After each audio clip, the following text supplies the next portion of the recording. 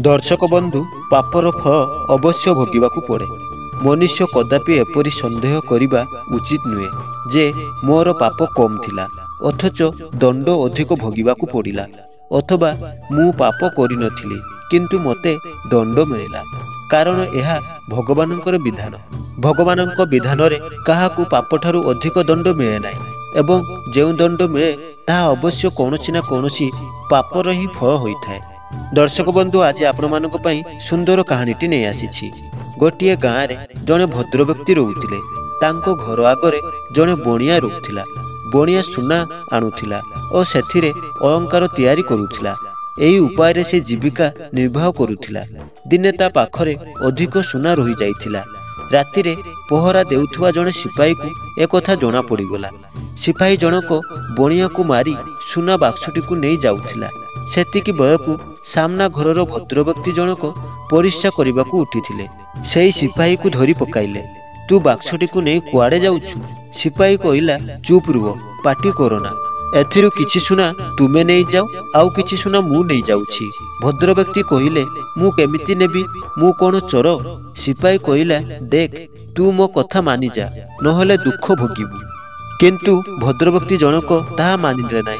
तेणु सिपाही बाक्सटी को तय रखी भद्र व्यक्ति को धरी पकाइले जोर से, आउ जोर रे हुइसेल बजाई देले।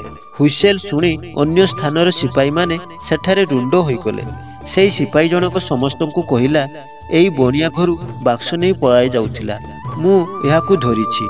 सिपाही माने घर पसी देखिला बेलकू बणियाटी मरी पड़िछि।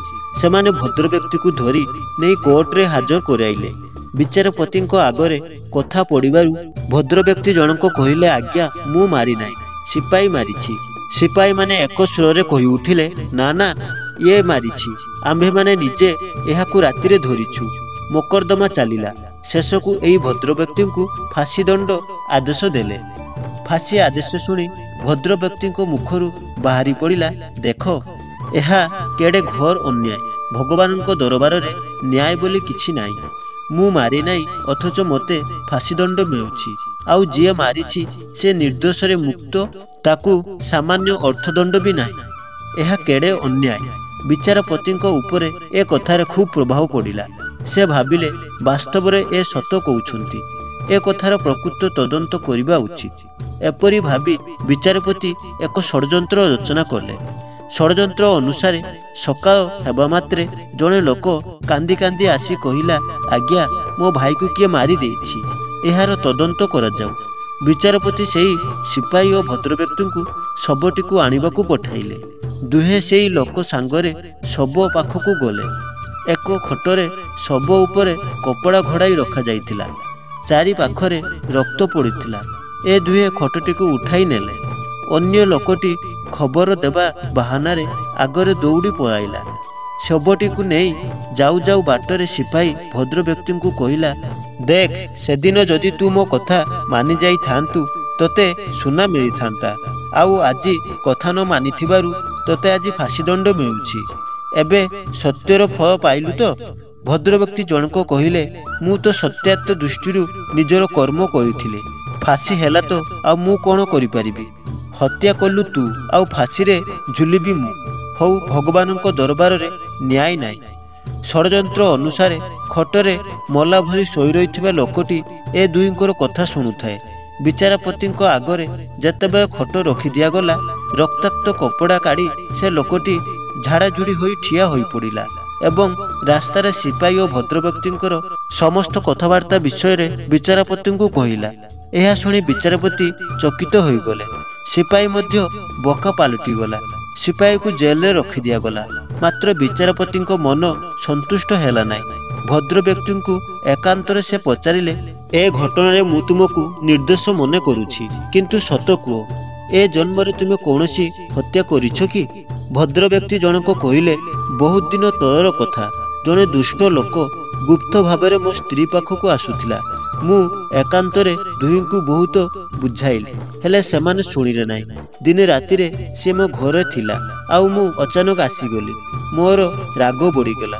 मु खंडारे तार मुंड काटी ताकू घर पछपटे नदी रे भसाई देली। ए घटना काहाकू जना नाही। यह शुणी विचारपति कहिले, तुमको अवश्य फांसी दंड मिलिब। ମୁଁ ଆଶ୍ଚର୍ଯ୍ୟ ହୋଇ ଭାବୁଥିଲି ଯେ ମୁଁ ତ କାହାରିଠୁ ଲାଞ୍ଚ ନେଇନାହିଁ, କେବେ ବିଶ୍ୱାସଘାତକତା କରିନାହିଁ, ପୁଣି ମୋ ଦ୍ୱାରା ଏହାକୁ ଫାଶୀ ଆଦେଶ ହେଲା କିପରି?